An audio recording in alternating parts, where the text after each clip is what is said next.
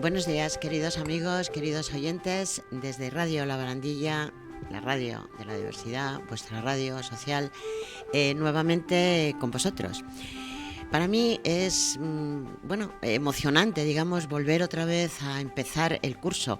A veces cuando se dice que es que entramos en la rutina, todas esas cosas. Bueno, pues a mí sinceramente, queridos amigos, la rutina me encanta. Y volver otra vez a mi rutina, volver a hacer el programa, estar con vosotros, para mí es un placer y un auténtico honor. Como veis, estoy muy bien acompañada. Cristina Jarque, buenos días. Buenos días, Maite. Un gran gusto estar aquí con ustedes. ¿Qué tal ha sido el verano? Pues lindo, un verano lleno de sol aquí en España, ¿verdad? Mucha gente quejándose un poco del sol, sí. Pero yo en realidad lo he pasado muy bien. Claro que sí. Cristina Jarque, la doctora Jarque, queridos amigos, que ya la conocéis, pero para los que os acabáis de incorporar, es doctora, está especializada en psicoanálisis, una psicoanalista de prestigio, Cristina, que nos ayudas muchísimo, no solo a sus pacientes, sino a cualquiera de nosotros que siempre andamos, Cristina, ¿qué hago? Además, la doctora es muy, muy involucrada, no solo con su profesión, es escritora, tiene montones de libros. Y lo más importante, por lo menos a mí es lo que una de las cualidades de Cristina que me encanta, es muy amiga de sus amigos y consiguió que todos nosotros nos metiéramos en el grupo de monólogos Late de Toledo. ¿Por qué nos hizo este ofrecimiento? ¿Por qué lo hacemos? Pues porque realmente levantamos la voz contra todo tipo de violencia. Y yo creo que es muy importante, porque además no solamente estamos demandando esa igualdad, que todas las mujeres estamos en nuestro derecho de hacer, porque es nuestro derecho, que no solamente levantamos la voz para la igualdad, sino denunciamos la violencia y rescatamos mujeres olvidadas de la historia que han sido maltratadas, porque uno de los mayores maltratos es el olvido. Pues Cristina, bienvenida de nuevo al programa y bueno, pues ahora empezamos. Muchas gracias, Maite. Yo encantada porque vamos a hablar en cierta forma de Marie Curie. Efectivamente. Y me has dicho que estás planeando hacer un monólogo femenino sobre esta gran mujer. Así que yo estoy muy emocionada con ese proyecto tuyo. Es que yo hacemos los bolos de los monólogos. Y hasta ahora hacía el papel de cigarrera y ahora me voy a meter en Marie Curie. No sé yo dónde me voy a meter. Doctor García Pérez, buenos días por acompañarnos. Buenos días, un placer, sí, como siempre. ¿Qué tal el verano? De verano, como dicen los chavales de Pi Madre. ¿Cargado de, en fin, pacientes, más pacientes o has descansado? No, para nada. O sea que hoy día tenemos pacientes que más que pacientes son impacientes, ¿no? Entonces se quieren curar rápidamente, lo cual necesita un tipo de atención exhaustiva, ¿no? Entonces, pues bueno, ahí hemos estado. El médico nunca descansa, ¿que no? No, porque además están los teléfonos, las tablets y hoy día los móviles y tal, continuamente de una manera exhaustiva te demanda, ¿no? Pero bueno, esto es nuestra profesión. Para los que no lo conozcáis, que es difícil porque además es una persona muy también maneja muy bien los medios, estamos siempre pendientes del doctor García Pérez. El doctor García Pérez, médico, pediatra, toda su vida cuidando, el médico que cuida, como dice él, a sus pacientes, a sus niños. Toda su trayectoria profesional entre La Paz, cuando hizo su residencia, y después en el Niño Jesús, donde yo tuve el gran honor, el placer de trabajar con él, o él conmigo, porque nunca se sabe, ¿eh? Esto era un equipo, Jesús, reconócelo. Efectivamente. Empezamos a trabajar juntos hace, no voy a decir muchos, pero muchos años, 30 años, 35, muchísimos. El doctor García Pérez igual, muy implicado con sus pacientes, una persona que, igual tiene montones de artículos publicados, ha ayudado, coautor en determinadas tesis, es decir, una persona que, aunque parece que se jubila, no se ha jubilado nunca, y de verdad implicado completamente con sus pacientes, y para nosotros un gran honor tenerte aquí. Bienvenido, Jesús, y espero que vengas mucho a nuestros programas. Muchas gracias, a vuestra disposición. Queridos amigos, ya he presentado la mesa y entonces ahora, como decimos, vamos ya a empezar a trabajar. Vamos a distribuir el programa. A mí me gusta hacerlo siempre en 3 partes. Vamos a hablar de una mujer emblemática, una mujer no demasiado olvidada, pero seguro que muchos hablas de ella y te dicen los jóvenes, ¿sí? ¿Quién es? Bueno, pues vamos a hablar de Marie Curie. Hablar de Marie Curie es hablar de una científica, de una mujer impresionante, de una mujer transgresora, de una mujer que también fue maltratada, y fue maltratada. A veces cuando hablamos de maltrato, no solamente es el que te pega y cuando tienes un hematoma, ¿no? Pero hay otros tipos, muchos tipos de maltratos. Entre ellos puede ser el que por el hecho de ser mujer pues tenía que estar cobijada con su marido para poder hacer el premio Nobel. Pero bueno, todo esto lo vamos a desarrollar. Hablaremos de Marie Curie, hablaremos también de un tema que está muy, muy de moda, tristemente de moda, porque los medios así le están dando mucha publicidad, y es la sumisión química. ¿Qué está pasando con esta sumisión química? La cantidad de niñas que ahora denuncian, normalmente siempre es verdad, pero a veces también se ha demostrado que no siempre esas denuncias son verídicas. ¿Cómo es posible que te pongan, pues es que me han pinchado? Bueno, pues ahora de hecho yo el otro día vi un reportaje que hay determinados sitios donde ya te sirven la bebida tapadita para que no te puedan echar nada. Para hablarnos de la sumisión química, nadie mejor que el doctor García Pérez. Doctor García Pérez, estamos encantados que vengas con este tema.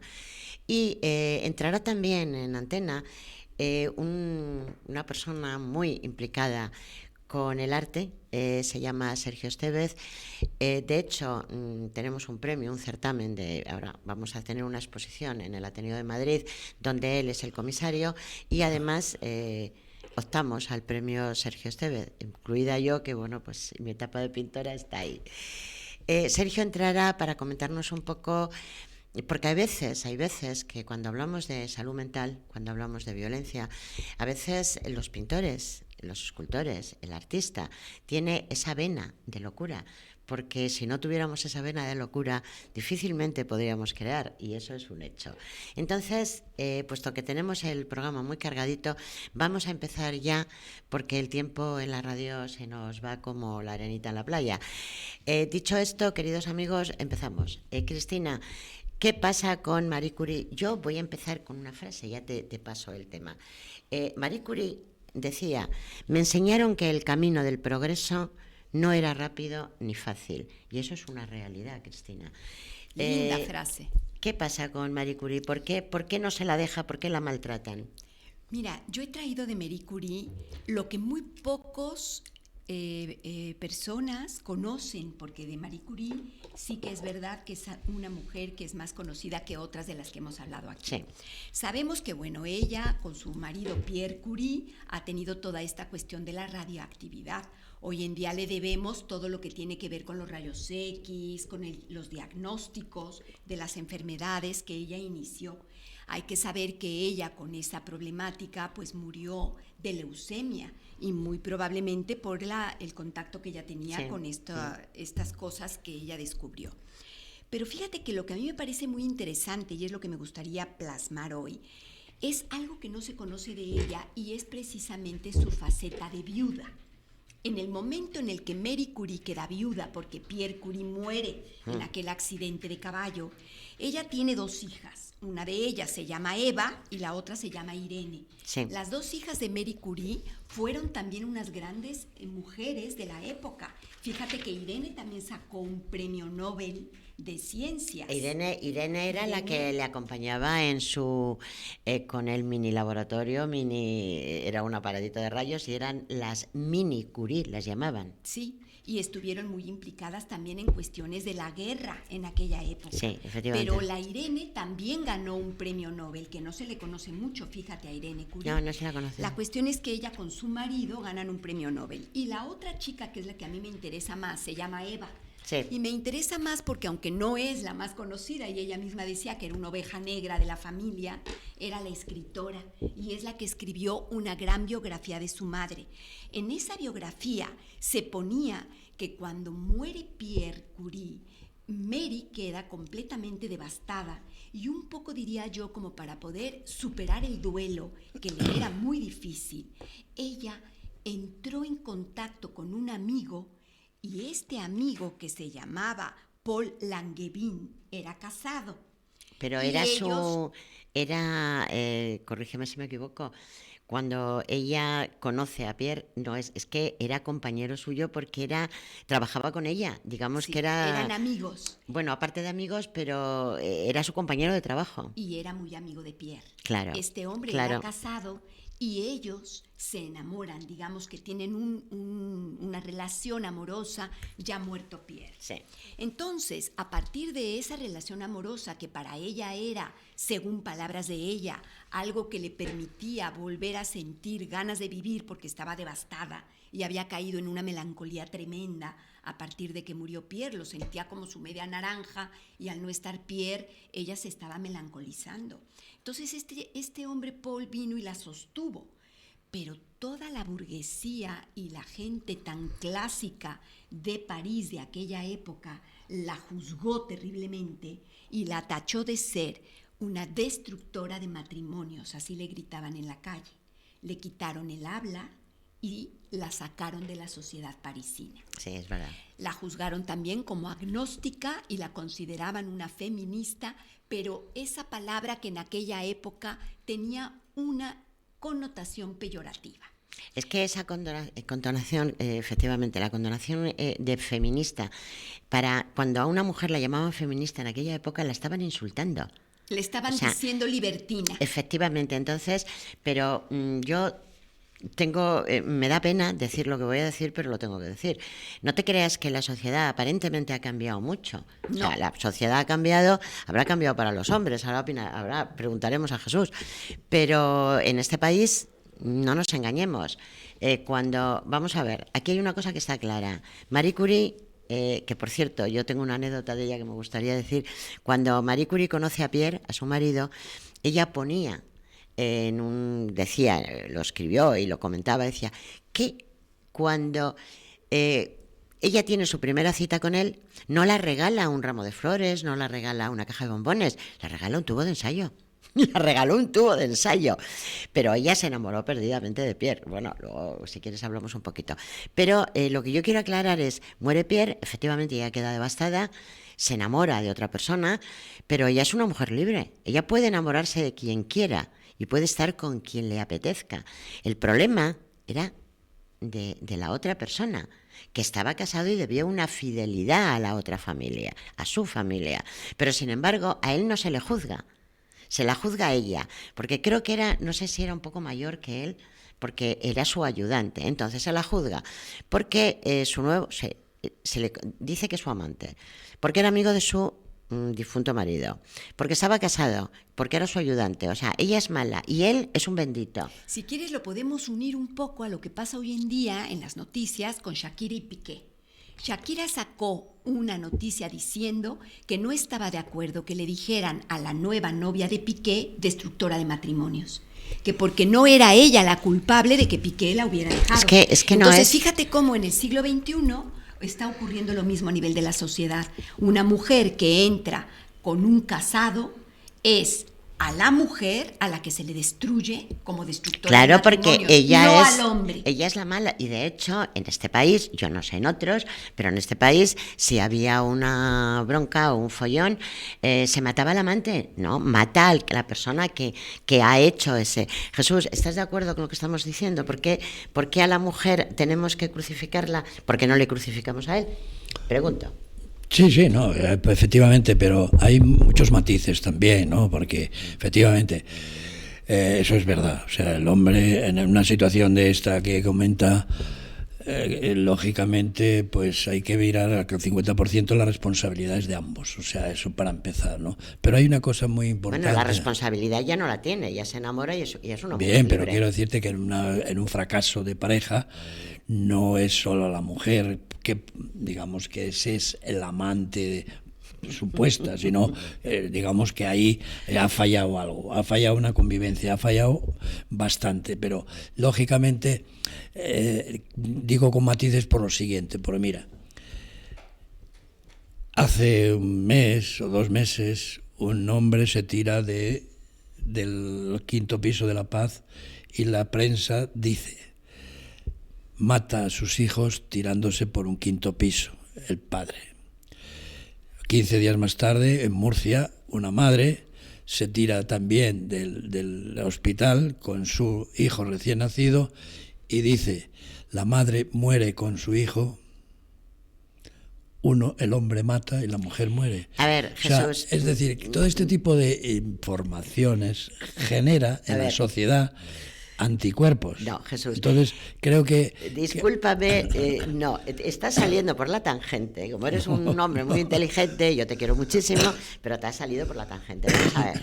Efectivamente, en la prensa, cuando un hombre exactamente mata a su marido, a sus hijos, pero sin embargo, si es la mujer muere con sus hijos. Pero tú sabes que eso es una cuestión también de publicidad, en la cual es una información tergiversada, porque lo que está claro es que ella mata y él mata. Pero claro, hoy, cuando hablamos es que eso es otro tema. Si hablamos de mujer y hablamos de violencia, Cristina, tú estarás de acuerdo conmigo, como eso vende mucho, pues claro, el hombre hay que hacerle maltratador. Pero no es eso lo que te he preguntado. No ahora, es mira, eso. Lo que pasa, has cogido una postura muy cómoda. Lo que está claro es que Marie Curie muere su marido después de que ella sufrió muchísimo para poder demostrar, porque no nos engañemos que tenía una doble, le habían dado 2 premios Nobel. Entonces, pero sin embargo el primero le aconsejaron que no lo cogiera porque era mujer. O sea, le aconsejaban que no lo cogiera. Eso es verdad, en aquella época. Ella, que valía un montón, tenía que plegarse y ser la mujer de... Eso es, y de hecho, yo por aquí tenía unas anotaciones que dice...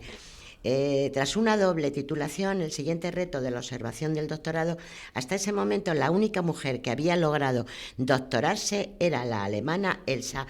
Es decir, ella es una de las primeras que tiene 2 premios Nobel. Mira, aquí tenemos que ver que hay varias violencias americanas. Claro, y la sin primera embargo, violencia es porque era una migrante. Exactamente. Esa es la primera violencia. Entonces los franceses no estaban tan de acuerdo en esto porque no era francesa.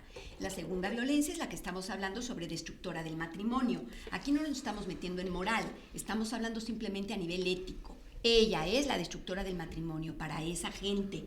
Es lo mismo que vamos a ver. Claro, es que era polaca, como decía. Es lo mismo que vamos a ver pronto tú y yo, porque es una súper mujer de la que hay que hablar, que es Diana de Gales. Sí, luego lo decimos. Son mujeres que han sido transgresoras, son mujeres que han tenido la prensa detrás de ellas y que las dañan profundamente. Hay una violencia que se ejerce contra ellas de manera mucho más fuerte que si hubiesen sido hombres. Ahora, yo voy a leer la carta que le hace Einstein, porque a mí me encantó, ella era muy amiga de Einstein, y Einstein, que es un genio de toda la vida, le escribe a propósito de que le estaban diciendo destructora de matrimonios, polaca, lárgate de aquí, no te queremos aquí, etcétera, etcétera. Pero a él no se le dice nada, a él no se le dice nada. Y a Einstein le escribe una carta porque eran amigos y dentro de la carta le pone esta frase, mira qué bonita es.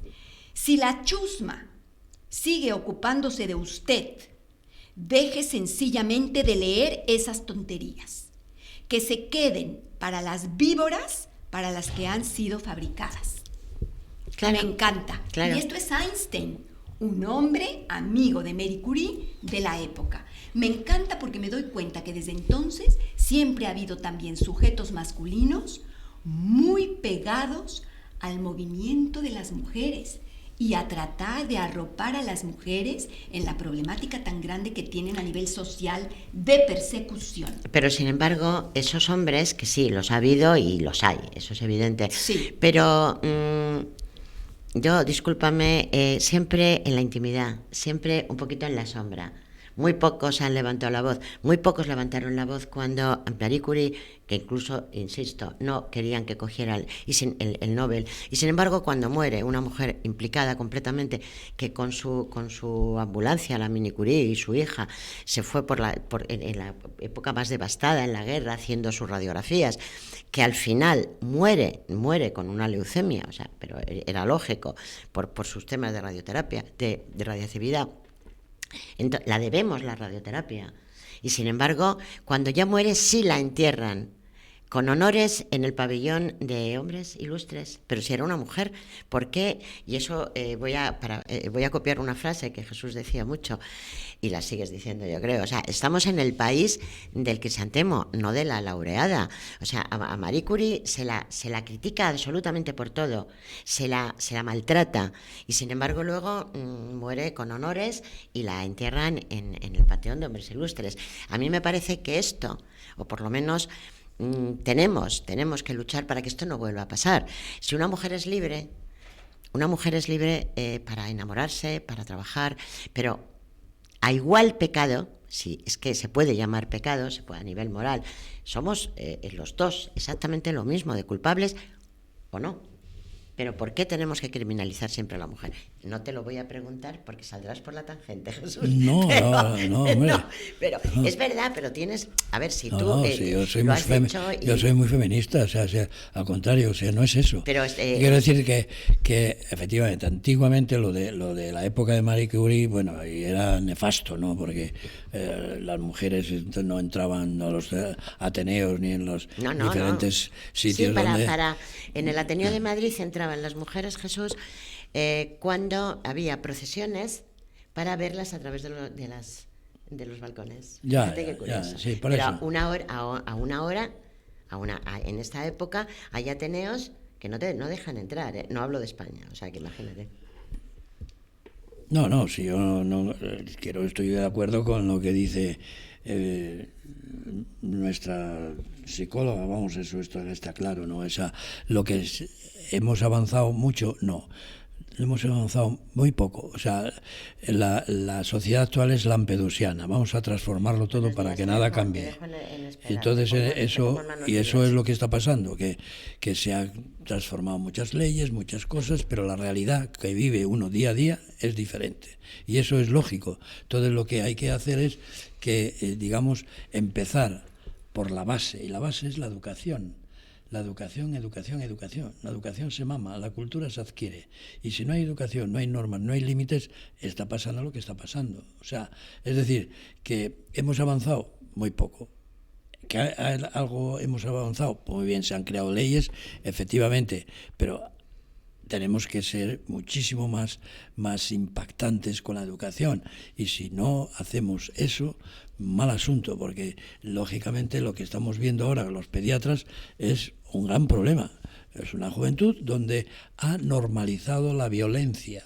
Lo ha normalizado, o sea, sí, es decir, sí, es cierto, ese tipo de situaciones ha generado que para conseguir, en este caso, unas relaciones con los chicos, me refiero a los hombres, con las chicas, si no sale como él quiere o como él dice, emplea unos métodos violentos, como hablaremos luego de la sumisión química o de otro tipo de metodología, lo cual, claro, esto, ¿por qué? Porque falla los principios elementales. Está fallando. De hecho, Cristina, tienes que... Fabio, ¿qué me dices? Que me acerque al micro, si es que el problema mío es que no me acerco a los micros, es como que me da miedo. Cristina, luego también comentaremos un poco contigo, porque me imagino que a tu consulta también vienen muchos adolescentes con problemas de agresividad, porque lo que es cierto, y eso lo estamos viendo en esta sociedad, que incluso estamos normalizando no solamente una agresividad, pero es que incluso se está normalizando el insulto. Las palabras soeces. Ahora mismo, yo el otro día iba en un transporte público y chavales bien arreglados, me refiero, que no, se les veía además con una cierta educación y bueno, se dirigían uno al otro, pero con unas palabras tan soeces que no las voy a decir aquí en el aire. Pero no podemos normalizar eso. Es como antes, y eso en los hospitales, Jesús, tú y yo lo hemos visto mucho. Oye, tía, y yo diciendo, no, si yo no soy tu tía. Bueno, ¿cómo eres? No, es que no sé cómo te llamas, pues llámame señora, por ejemplo. Quiero decirte que eso es lo que no podemos hacer. Cristina, ¿seguimos con Marie Curie? ¿Pasamos un poquito al mito eterno? ¿Qué hacemos? Pasemos al mito eterno. Sí, bueno, pues yo creo que ha quedado claro que Marie Curie fue una mujer muy válida, muy valiente, muy transgresora, muy feminista, pero feminista, como yo digo, de las buenas, de las normales, de las luchadoras. una feminista que nadie le regaló nada, nadie, y que sin embargo en vida pues la maltrataron bastante. Ella tuvo una muerte muy la muerte nunca es buena, ¿no?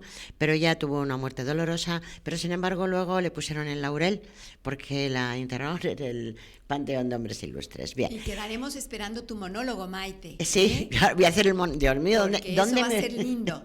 ¿Dónde me voy a meter? Bendito sea Dios. Tenemos no ha podido venir porque bueno, él vive en las islas, que muy afortunado. Sergio, buenos días. Hola, buenos días, Maite. Mira, estamos en el aire, ya sé que no has podido, claro, cogerte un avión y venir así como así, no es, pero espero que algún día sí que lo puedas hacer. Queridos oyentes, Sergio Estévez es, bueno, una persona aparte de encantadora, que yo le tengo muchísimo cariño y mucho respeto, es un gran artista. Pero no solamente es que es artista porque crea y porque hace sus obras, sino es que también es un escritor impresionante, es un poeta fantástico. Pero se ve que cuando se es artista y se tiene la vena que tiene Sergio Estévez, no solamente se conforma con eso, no. Ha hecho un premio con su nombre, nos ayuda a todos los pintores, nos comisaria. En este momento tenemos prevista una exposición en el Ateneo de Madrid, exactamente el día 17, donde él como comisario pues se lleva todo el trabajo, está pendiente de todos nosotros y de verdad es una persona que merece la pena conocerla y merece la pena conocer su obra. Ese día también vamos a tener su poemario, que ha escrito ya muchos. Entonces también hablaremos de, yo hablaba con Sergio diciendo el mito eterno, como decía Erasmo de Rotterdam. Bien, son locos porque son genios o son genios porque están locos. Yo creo que todos tenemos que tener esa vena, como he dicho antes, un poco de locura. Sergio, cuéntanos cómo te da tiempo a hacer tantas cosas, cuéntanos un poco cómo va a ser esta exposición maravillosa, que yo tengo la suerte de estar ahí contigo. Bueno, evidentemente, y como hemos hablado 1000 veces, esta edición, la 8ª edición de Mundar, no hubiese sido posible sin tu ayuda, Maite.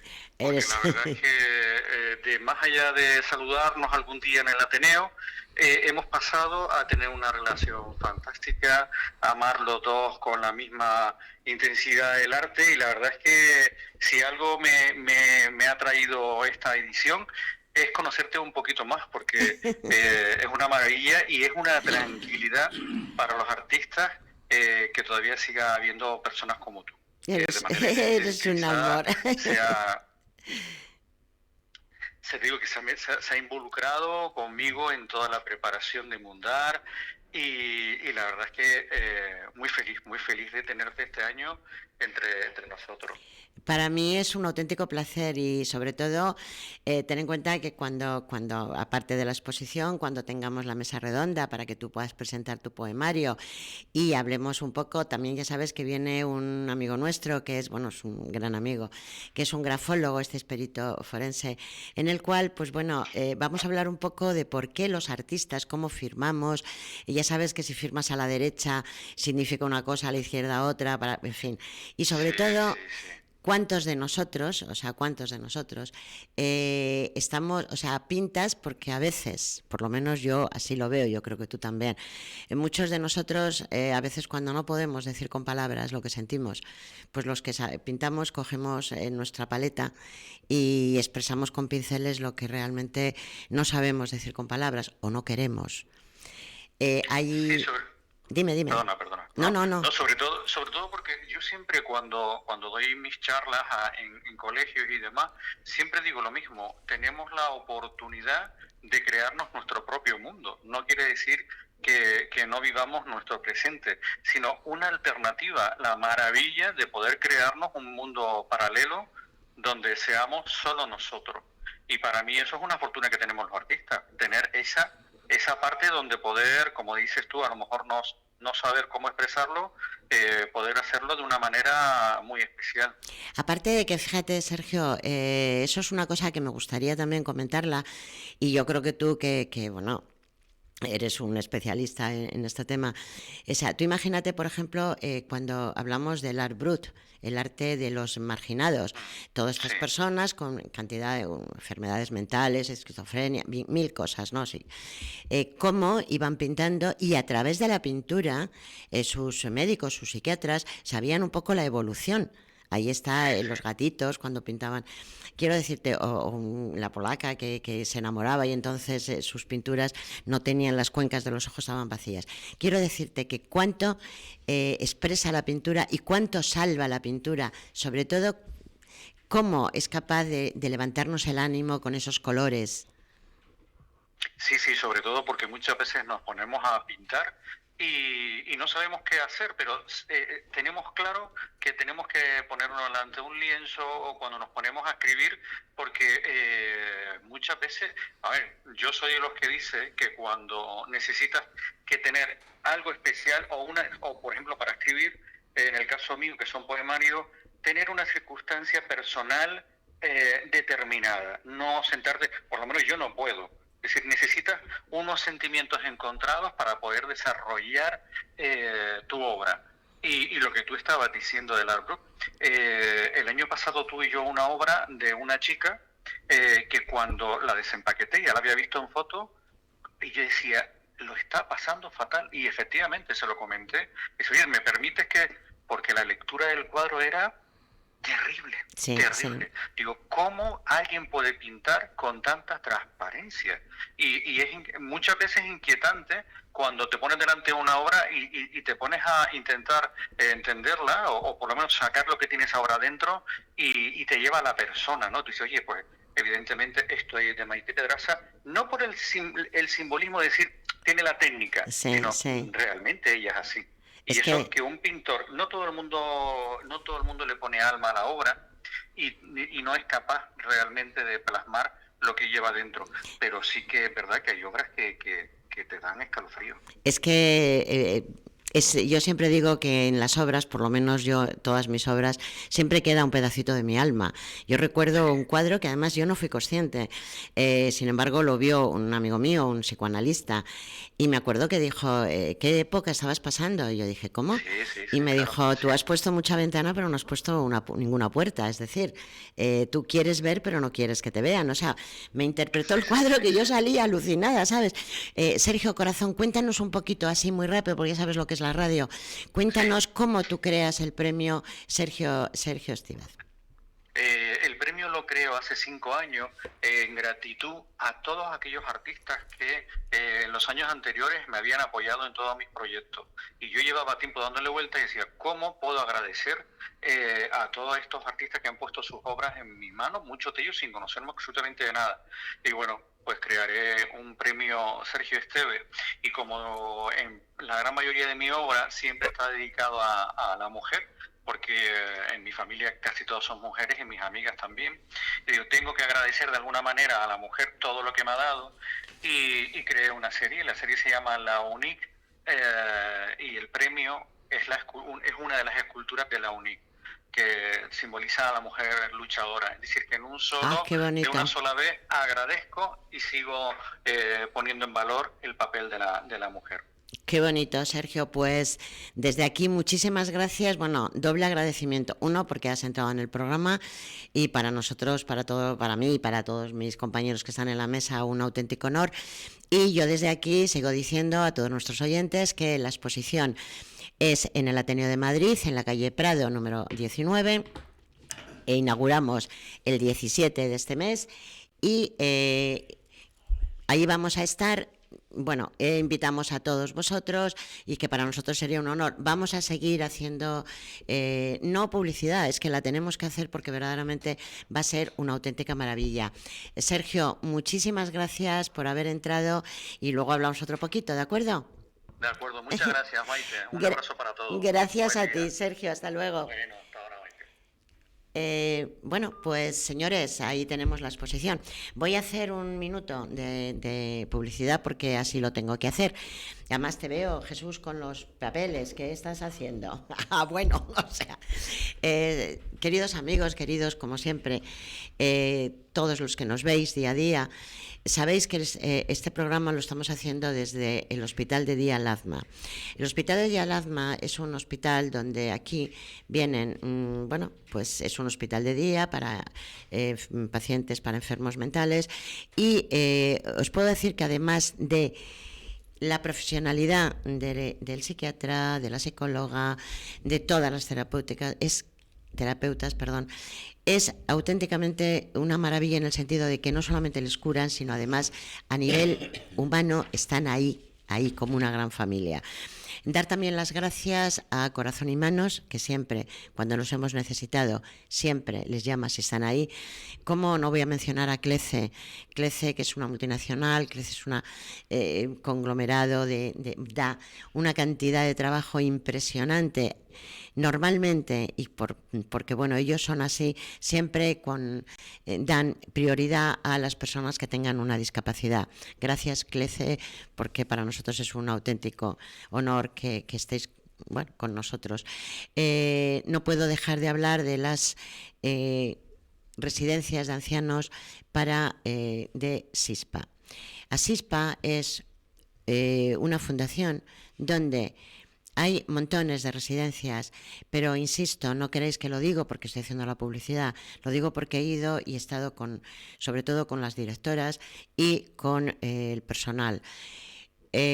Todos, por desgracia, cuando lleguemos a una edad y no podamos valernos por nosotros mismos, tendremos que utilizar este tipo de casas, porque para las personas que están allí es su casa. Y os puedo asegurar que son profesionales muy cualificados, pero sobre todo con una humanidad increíble. Y ya para recordaros también que nosotros hace muchos años hicimos un proyecto que es el teléfono contra el suicidio. Aquí profesionales, 24 horas al día, tenemos el teléfono para cualquier persona que tenga una idea, digamos, rara, una idea de angustia, que tenga una idea mala, porque se sienta solo, porque a veces el dolor físico, aquí tenemos un médico y una doctora maravillosa, que saben que el dolor físico hay medicamentos, pero el dolor psíquico, eso sobre todo Cristina es el que nos lo puede decir, por eso yo siempre me rodeo para que me ayuden físicamente y psíquicamente. El dolor psíquico es tan impresionante que necesitan ayuda y evidentemente si en ese momento, sea la hora que sea, quieres hablar con alguien, vamos a estar aquí. El teléfono del suicidio es el 911-385-385. Repito, 911-385-385. Y bueno, dicho esto, Fabio, muchísimas gracias porque sin ti esto no saldría a la luz. Vamos a seguir y ahora ya muy rápido, a ti te he visto escribir mucho, Cristina, haciendo los deberes. Nos vamos a ver, ¿qué nos dices del mito eterno? Así muy rápido para empezar con la sumisión. Bueno, mira, yo lo que estaba oyendo en relación a lo que decía Sergio Esteves, que decirte además, pues felicitarte, Maite, porque esta exposición es algo lindo y desear que te ganes el premio. Sí, es que yo también me presento al premio de Sergio Esteves. No lo ganaré porque hay muchísimos mejores que yo. Del mito, mira, yo estaba pensando en lo del eterno retorno de Nietzsche. En eso pensaba. Claro. Hay algo como del orden que es como una especie como de repetición que dentro del psicoanálisis estamos constantemente en contacto con eso. El mito, en realidad, tiene que ver con algo que creemos que se va a repetir de alguna cierta manera. Entonces, cuando yo los oía sobre la creatividad y sobre esta cuestión de los artistas, fíjate qué interesante lo que te digo. Ustedes hablaban de que el arte puede ayudar a superar locuras. Y yo te voy a decir que eso ocurre en algunos sujetos, pero hay otros sujetos en donde el arte lo que les hace es caer en el abismo. Por ejemplo, Rimbaud tuvo que dejar de hacer poesía porque se estaba abismando. Las palabras de su poesía lo estaban volviendo loco. Lo llevaban al abismo. Me detengo aquí. Hemos tenido también algunos escritos, como de Virginia Woolf, que también terminó suicidándose, y que también la palabra la llevaba a un abismo que ella no podía controlar. Mira, por ejemplo, Oscar Wilde, ese es exactamente lo opuesto. Cuando a Oscar Wilde le impiden escribir, es cuando a él le viene el abismo. Entonces yo diría que hay dos tipos de sujetos.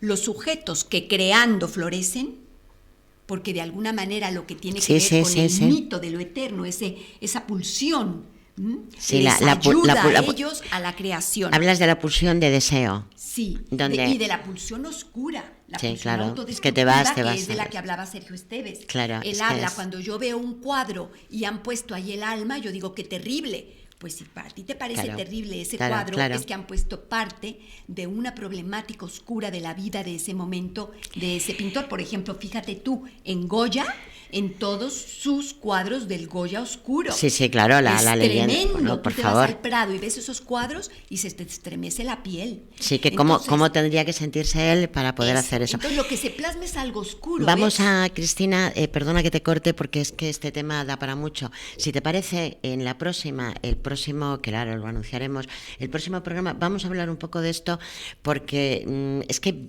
es importantísimo. Sobre todo yo quiero que los niños, los adultos, vengan a la exposición y sigan yendo, no a la mía, a todas las exposiciones, pero que también un cuadro hay que saber mirarlo. Es como nosotros decimos, no oyes, no, es que a veces tenemos sordera de percepción, no, el cuadro hay que verlo y hay que analizarlo. Vamos ya muy rápido porque con el tiempo ya sabemos lo que es. Jesús, te pasaba algo, pero bueno, ya lo has solucionado. Ya lo has solucionado cuando te he visto con los papeles. Si no, pues perdonar. Escucha, simplemente como hemos puesto para el parking, se decía al compañero que me había que... Claro, es que no te das cuenta de que estamos en Madrid. Era para que el hombre me echase una mano y pues si pasábamos que ya nos el próximo día llamamos a nuestro amigo el alcalde y que nos deje, porque vamos... si no tiene importancia, nada más que era eso. Háblanos un poquito, Jesús, muy rápido, que si no haremos otro programa, porque me interesa mucho que nos des unas nociones, ya sé que no lo puedes explicar todo, pero háblanos de lo que es la sumisión química. Bueno, eso también Cristina tiene que saber mucho de ese tema, porque lógicamente nosotros trabajamos con los psicólogos de una manera emparejada, ¿no? Porque claro, evidentemente el gran problema... ¿Y psicoanalistas? Bueno, normalmente sí, psicoanalistas, psicólogos y trabajadores sociales. ¿Cómo lo definirías tú, la sumisión química? Y da unas pautas dentro de que expliques para así... Normalmente la sumisión química es una forma sofisticada de violencia vicaria, de violencia de género, ¿no? O sea, es una nueva forma, es una sofisticación en la manera de acercarse a la otra parte para conseguir lo que no puede conseguir en unas relaciones normales, ¿no? O sea, una cobardía. Bueno, sí, véanlo como quieras. Claro. O sea, el problema es lo que yo decía antes. Para conseguir ahora últimamente, la mayoría de los jóvenes, no digo todos, que no se puede demonizar a toda la juventud, ¿no? Pues para conseguir ahora utilizan la violencia. ¿Cómo la violencia? O bien directa o indirecta. Y esta es la violencia indirecta. Es decir, utilizan medios como son los más utilizados, aparte de ahora que está de moda la burundanga, no, la que más se utiliza ahora siempre y será es el alcohol. El 80% de los chavales, utilizan el alcohol. Entonces, ¿qué pasa? Pues al alcohol, lógicamente, le suman una serie de sustancias, como es el llamado que llaman ellos de una manera coloquial el éxtasis líquido, que es una droga que puede producir normalmente dolores de cabeza, confusión, obnubilación, pérdida de conocimiento y sobre todo muchas veces la suman a otra que está muy de moda ahora, que es la ketamina. La ketamina la utilizábamos nosotros en la UBI. A mí me suena de utilizarla en la UBI. Es un anestésico. Entonces, ¿qué pasa? Que cuando los niños despertaban del anestésico, observábamos que estaban como muy felices, muy obnubilados. Sí, eufóricos. Muy eufóricos. Entonces, claro, esto se están utilizando como una droga para producir ese tipo de euforia, ¿no? Y luego está la que está de moda ahora, que de moda, pero porque es más mediático que realmente, la que más se utiliza como sumisión química es el alcohol, es la burundanga. La burundanga es escopolamina, es el término químico que es producido de una plantas que se llaman solanáceas, entonces de ahí sale esto, que esto reduce la voluntad de alguien. O sea, tú le introduces burundanga en el alcohol o donde sea, en cualquier bebida que estén haciendo, le pierde la voluntad. Entonces tiene lo que se llama memoria, o sea, de una amnesia retrospectiva. O sea, no saben lo que ha pasado. Y entonces le preguntas con quién has estado, qué has hecho, no sé nada. O sea, tienen como unos 48, 72 horas de pérdida total de la conciencia, ¿no? Entonces, ¿qué pasa? Que este perfil... Pero es tan fácil. A ver, lo estás explicando perfectamente, pero yo la pregunta que te hago ahora es tan fácil a una persona pues ponerle pues esto? Sí, muy fácil. Mira, yo ahora estoy haciendo un programa para que los chicas y chicos lleven aquí una especie de colgante donde va metido un tapón que pongan en el vaso y que haga un agujerito para poner la pajita, de tal manera que ahora, para que no se introduzca allí nada. O sea, tú fíjate hasta dónde estamos llegando, ¿no? O sea, es decir, tú te pides, tú suponte que vas con una pareja y entonces quieren conseguir algo de ti que tú en condiciones normales no lo das. Bueno, entonces digo, bueno, pues a esta señora le meto, le subo dentro del alcohol, gin tónico, el cubata que estás tomando, le meto burundanga. Entonces, ¿qué pasa? Pues como tú no lo ves, sigues hablando y empiezas a tener una euforia muy maravillosa, muy extrovertida, hablas, digamos, de una manera casi hipotalámica más que cortical, o sea, empiezas entonces, ¿qué ocurre? Que en esos momentos llega un momento que tú ya empiezas a perder la memoria y no empiezas a acordarte de nada lo que has dicho hace media hora, o sea, y luego entras en una especie de somnolencia donde ahí aprovecha esa persona para conseguir aquello que no ha podido conseguir en una relación normal de pareja, ¿no? Entonces, ¿qué pasa? Pues cuando tú haces esto, un control posterior, resulta que te das cuenta, por eso hablamos con los psicólogos, dice, es que no sabe, no se acuerda de nada, lo que ha hecho ni lo que deja de hacer. Entonces, claro, las exploraciones que hacemos es que fíjate que hasta dónde llega esto lo saben los propios abusadores. Cuando tú haces las extracciones, si han pasado más de 72 horas, no te dan nada en la sangre.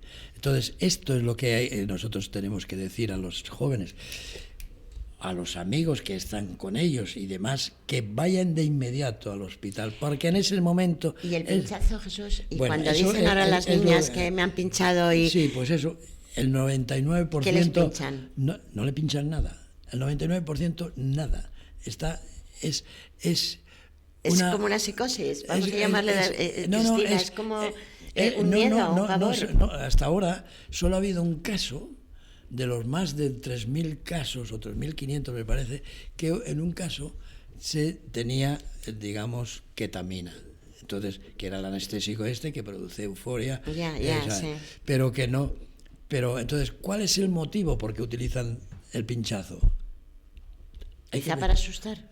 Más o menos, o sea, es un poco para agredir, pero curiosamente, ¿cómo agredes? Tú pinchas, pero no tienes relación con esa persona. Se siente el pinchazo, pero nadie sabe. Pero ahora, de lo que estamos hablando, según entiendo, es que unas personas X van a drogar a otra persona para tener relaciones sexuales con ella. Estamos hablando de alguien que va a violar a otra persona porque la va a drogar. Entonces la drogan en una discoteca, le meten estas sustancias, las atontan y las drogan, y entonces las violan. Efectivamente. Es eso de lo que estamos hablando. Eso es la sumisión química real. Y luego no pueden denunciar porque no se acuerdan qué ha pasado. No pueden denunciar por mil razones. Primero, porque tienen vergüenza, que ya lo sabemos a nivel psíquico, que eso es bien importante, la vergüenza que le da a una persona porque piensa que ella o él, porque a veces también violan Sí, hombres, claro, están en una situación muy vulnerable. Claro. Pueden pensar que ellos han sido los que han tenido de alguna manera haber provocado lo que sea, y luego pues no se acuerdan tampoco bien de lo que pasó, entonces hay vergüenza, y luego sabes también qué hacen, por lo menos yo he tenido pacientes así, los filman. Entonces después viene el chantaje del acoso cibernético, eso es lo que iba a decir. Muchos de esos muchachos terminan queriendo suicidarse. Quedan 2 minutos. Quedan 2 minutos, queridos. Eso es lo que quería comentar. 2 minutos. Que aparte de eso, solamente se empieza a denunciar cuando hay un porcentaje del 83% de esta sumisión química que quedan embarazadas. Entonces, ese es el momento. Entonces resulta que no solo se hacen las analíticas y se ve a ver qué ha pasado. Y si son menores, entonces ahí es cuando se denuncia por una situación de embarazo que, digamos, que nadie conocía, ni sabían lo que les había pasado. Entonces, como a esta sumisión química se suma el juego de la silla, pues entonces evidentemente la mayoría de ellos utilizan el juego de la silla. No sé si sabéis se va pasando la silla y tal, pero ahora se sientan los varones en las sillas y luego las chicas van pasando encima. Jesús, creo que es una cosa tremenda, porque hace que muchas mujeres tengan realmente unos sentimientos de culpabilidad y de vergüenza tan grandes que a veces las impulsan al suicidio. Entonces exacto, eso es lo que iba a decir. Perdona, un segundo. Simplemente eso ha generado lo que ella dice, que está generando un aumento del suicidio, el suicidio. ¿Por qué? Porque tienen, o sea, su conciencia no es la que ella quería. O sea, no es lo mismo tener una relación consentida, que te hayan violado o que varias personas y encima te has quedado embarazada. Es una violencia de violación además un acoso cibernético. A ver, vamos a hacer una cosa, queridos amigos. El tiempo se nos va y yo es que no sé por qué al final me toca a mí, pero es que esto es así. Queridos amigos, el tiempo llega a su fin. En este caso, no hay más remedio. Yo, si os parece, el próximo programa podemos continuar. Hablaremos del mito eterno. Hablaremos de una mujer... Diana de Gales. Efectivamente. Nos traes a Diana de Gales, Cristina. Hablaremos del mito eterno. Jesús, yo creo que en el próximo programa, si puedes, tu agenda te lo permite, tráenos también con nosotros, seguimos hablando de esta sumisión o de cualquier otro que tú consideres que tienes que dar unas pautas, porque creo que es importante, ¿te parece? Pues, queridos amigos, muchísimas gracias por haber estado ahí. Cristina, como siempre, un auténtico placer que estés aquí, no solamente porque disfruto de tu sabiduría, de tu presencia, de tu saber estar, sino que es que además enseñas muchísimo y para mí es un placer. Muchas gracias. Gracias a ti, Maite. Jesús, muchas gracias. El próximo día pones 2 tickets en el coche o llamamos a nuestro amigo... Y vamos, eso lo solucionamos. Muchas gracias a todos y para vosotros, queridos amigos, sabéis que tenemos un WhatsApp, un correo en el cual si se os ocurre querer otro tema o alguna pregunta, yo estaría encantada y sé que ellos también de poder contestaros. Entonces, con lo cual, ya hasta el próximo día. Fabio, muchísimas gracias y todos recibir un besote muy fuerte y un abrazo de Maite Pedraza.